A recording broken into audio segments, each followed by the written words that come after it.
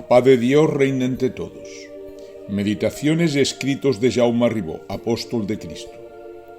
Nacimiento del Hijo de Dios, primera parte. El testimonio lo tenemos al alcance de nuestras manos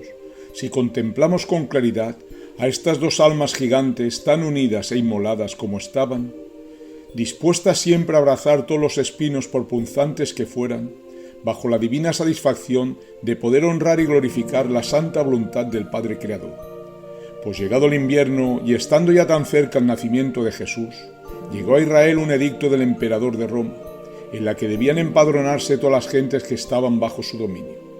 Y como María y José descendían de la casa de David, que pertenecía a Belén, se vieron obligados a abandonar Nazaret de Galilea y marchar a Belén de Judá en pleno invierno, en unas circunstancias bastante difíciles,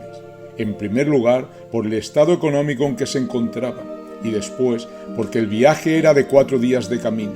y María, en el estado avanzado en que se encontraba, no podía andar tan larga distancia, y tuvo José que montar a la Virgen en una borrica, juntándose luego con los demás grupos que hacían el mismo camino hacia Jerusalén, por la misma causa del empadronamiento.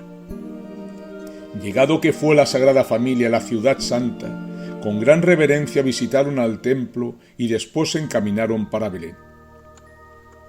Llegando a la ciudad de David, allí, antes de nacer el Salvador, empezó a esculpirse lo que predijo el profeta de lo que harían los hombres al Hijo del Amor, al Hijo del Bien Supremo, que le cerrarían las puertas y nada querrían saber de él, sino que le darían toda clase de ignominias y martirios, y ni aun siquiera un vaso de agua le darían en los momentos más crueles y difíciles que pasaría. Y aquí vemos a María y José recorriendo las calles de Belén, visitando a sus familiares, a sus allegados, en las posadas. Mas nadie se dio a misericordia, ni aun siquiera por el estado de la Virgen que estaba a la hora por llegar. Pasaron por todas las calles, llamaron a las puertas, mas en ninguna encontraron sentimientos de piedad. La caridad no existía en aquel pueblo creído y arrogante de Israel, y en parte sucedía porque los veían pobres y su soberbia se resistía a recibir y dar cobijo al Rey de la humanidad, y por este motivo y muchos más, nadie los quiso socorrer. La estirpe judaica era y es muy ruin para la virtud de la caridad y la humildad, y la prueba está en que después de 20 siglos que cerraron las puertas a su Salvador, por su verdad y su humildad, todavía se las mantienen cerradas y no lo aceptan, lo niegan, debido a la dureza de su corazón. Por eso han ido errantes por la tierra durante siglos y siglos, sin paz ni sosiego. La ambición del poder material siempre los ha cegado. Por eso no se compadecieron de la Sagrada Familia, porque eran pobres y no podían recibir con creces ninguna recompensa. Según sus razonamientos satánicos, no querían ayudar a sus semejantes cuando se encontraban en momentos difíciles que salvar o en grandes penurias, pues decían que era un castigo de Dios, y con esta iniquidad se querían justificar que no faltaban ante la ley suprema. Mas, por desgracia de la humanidad, de esta clase de judíos se han extendido por toda la tierra, en número considerable, pues por sus caprichos, diversiones, vanidades y pasiones no les importa gastar lo que sea, y en cambio se niegan a dar un trozo de pan a un pobre que está hambriento, que equivale aquí en la tierra, que hay muchos seres que a diario se mueren de hambre, y casi a todos en nada les ayudan, a que puedan subsistir, cuando con lo que les sobraría, viviendo con lo imprescindible, podrían salvar la vida a muchas familias.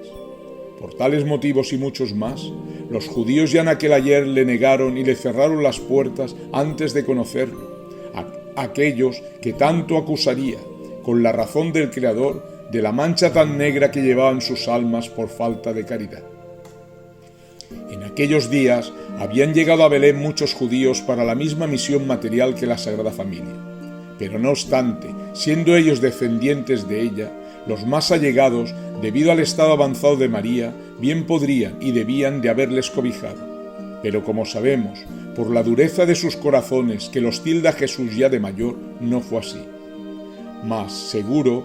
que si hubiesen sido personajes de opulencia material, en el primer sitio al que llamaron ya hubiesen encontrado albergue. Así tenía que suceder debido a la maldad del hombre, y con ello nos demuestra que aquel pueblo infiel al Creador no era digno de ser partícipe en sus hogares de la obra más inmensa y sublime que el ser humano pudo contemplar y apreciar, como lo fue el nacimiento del Hijo de Dios en este planeta Tierra.